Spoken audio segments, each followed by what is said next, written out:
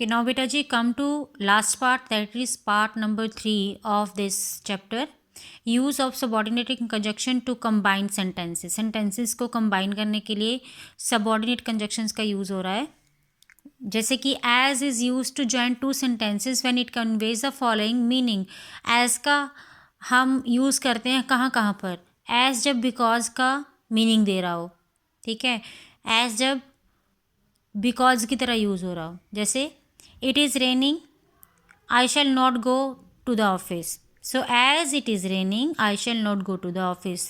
ठीक है, तो मैं ऑफिस नहीं जाऊँगा क्योंकि क्या हो रही है, बारिश हो रही है. ठीक है, so here you can use as. I was tired, I sat down to rest. As I was tired I sat down to rest. So यहाँ भी हम क्या यूज़ करेंगे, एज का यूज़ एज अ बिकॉज हो रहा है यहाँ पे. ठीक है, now second is as is used at the time when. ठीक है, जब हम एट द टाइम व्हेन मतलब जब एज का यूज़ जैसे ही यूज़ के रूप में यूज़ किया जाता है जब वो टाइम बता रहा हो. ठीक है, I reach the railway station the train started. As I reach the railway station the train started. है ना, जैसे ही मैं रेलवे स्टेशन पे पहुंचा ट्रेन स्टार्ट हो गई. She saw her mother she began to cry. As she saw her mother she began to cry. जैसे ही.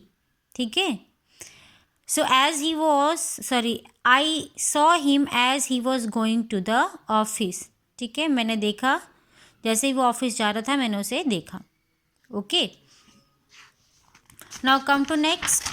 As का उपयोग कैसे कैसे हो रहा है. एक तो हो रहा है एज अ बिकॉज और दूसरा हो रहा है at the time when.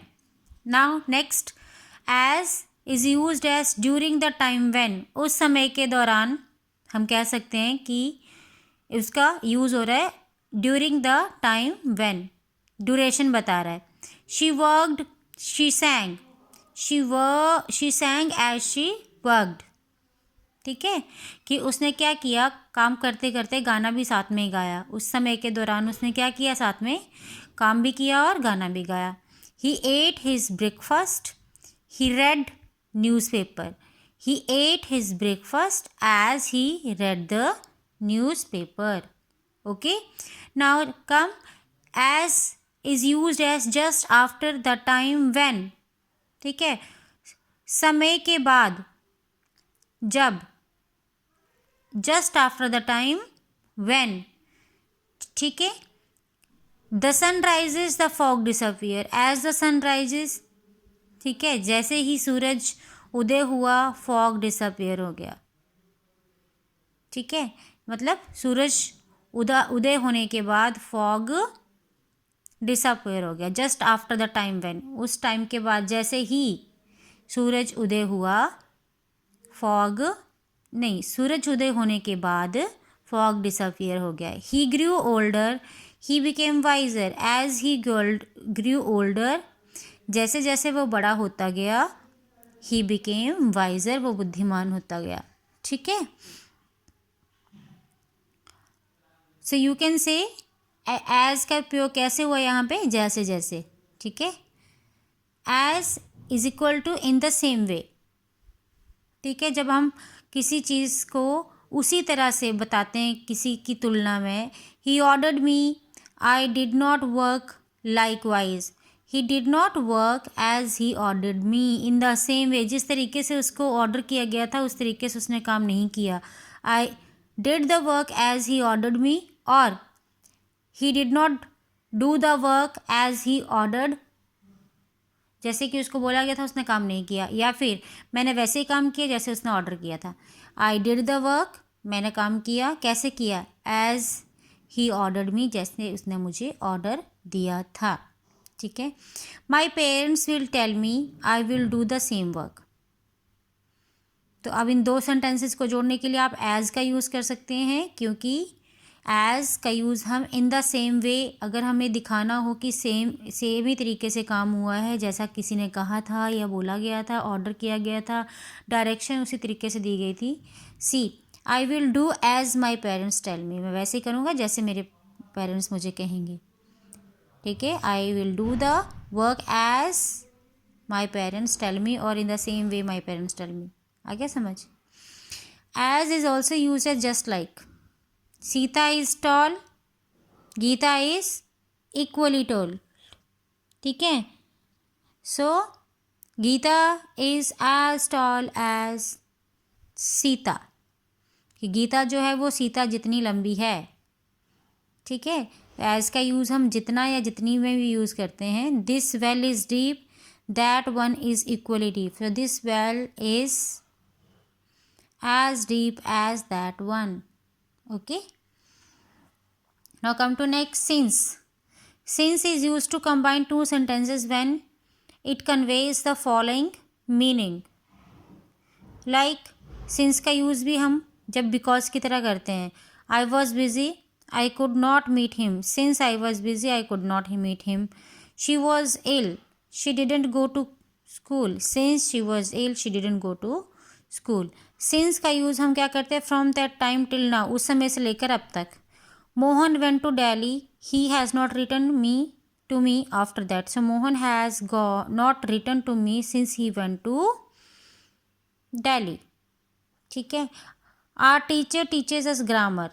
He started teaching at the beginning of the year. Our teacher has been teaching us grammar since the beginning of the year. Got it? Now come here. While is used to combine two sentences when.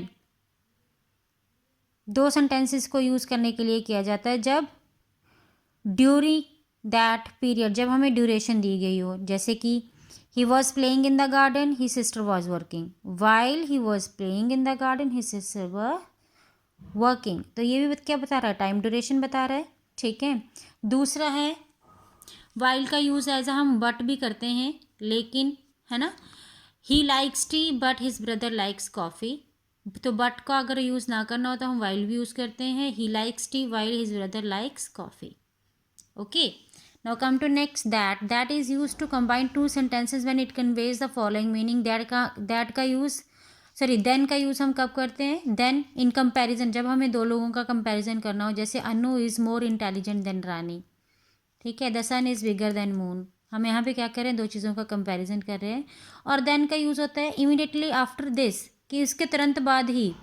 ठीक है, no sooner had we reach the station then the train arrived. ठीक है, उसके तुरंत बाद ही।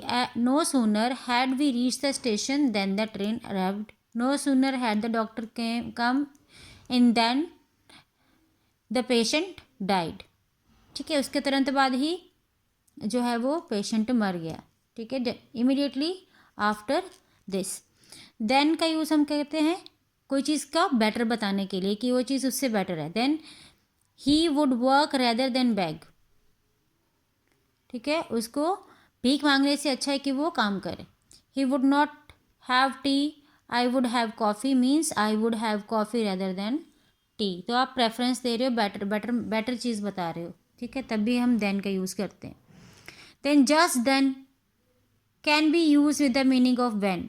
हम just then भी use कर सकते हैं व्हेन के जगह पर। जैसे कि we pray to God for rain, just then dark clouds appear in the sky.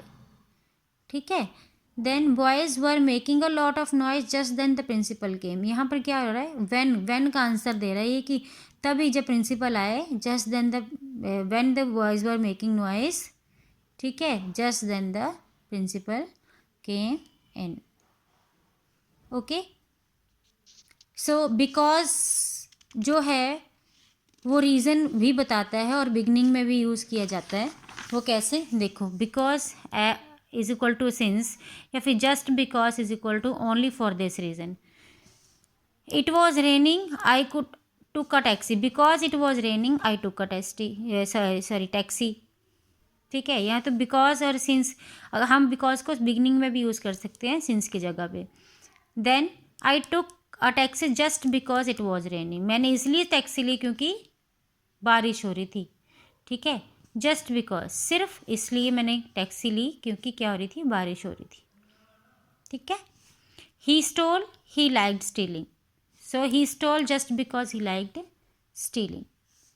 Okay.